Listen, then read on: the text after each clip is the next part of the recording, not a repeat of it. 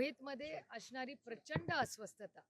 मग रोहित धावपळ करून तुम्हाला समोरही त्यांनी अनेक मुद्दे मांडलेले आहेत. जयच्याही मनात अनेक दिवस, कारण का जय, पार्थ, वहिनी आणि समस्त पवार कुटुंब आणि दादांवर प्रेम करणारे हजारो नाही लाखो, करोडो लोक असे महाराष्ट्रात आहेत, ज्यांना अनेक मनात प्रश्न आहेत जे अस्वस्थ करणार आहेत. त्याच्यामुळे तो न्याय मागण्यासाठी गेले 15-20 दिवस सातत्याने मी तुम्हाला सांगते की रोहित अस्वस्थ आहे, रोहित अस्वस्थ आहे. पण त्याच वेळेस पार्थ आणि जयवर एवढा मोठा हा शॉक आहे. ही मुलं लहानच आहेत.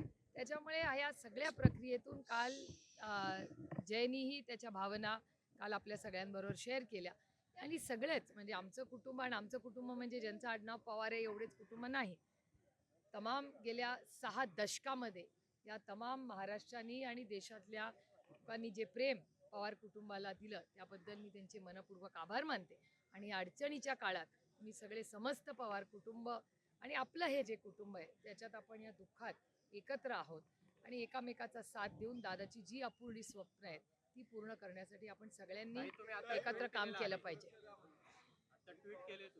अर्थातच मला रोहितची काळजीच वाटते, कारण का रोहित अनेक मुद्दे मांडतोय आणि प्रसार माध्यमातून, वर्तमानपत्रातून आणि अनेक समाजातल्या लोकांकडून सातत्याने रोहितबद्दल किंवा ज्या रोहित भावना मांडतोय, जे फॅक्ट्स, नुसत्या भावना नाही, तो फॅक्ट्स देखील मांडतोय, डेटा दाखवतोय. त्याच्यामुळे अनेक लोकांना त्याची काळजी वाटते. प्रसार माध्यम असतील, वर्तमानपत्र असतील आणि समाजातले अनेक लोक असतील. आणि अर्थातच मला असं वाटतं, मी महाराष्ट्र सरकारला विनंती करीन की आपण सगळ्यांनी ज्या पद्धतीने रोहित लढतोय त्याच्यामुळे रोहितला ही सिक्युरिटी द्यावी.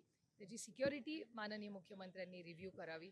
काय परिस्थिती आहे, कारण वर्तमानपत्र, समाज ले अनेक घटक आणि चॅनल्सवर ह्याच्याबद्दल बोललं जात आहे. त्याच्यामुळे अर्थातच काळजी तर वाटणारच ना.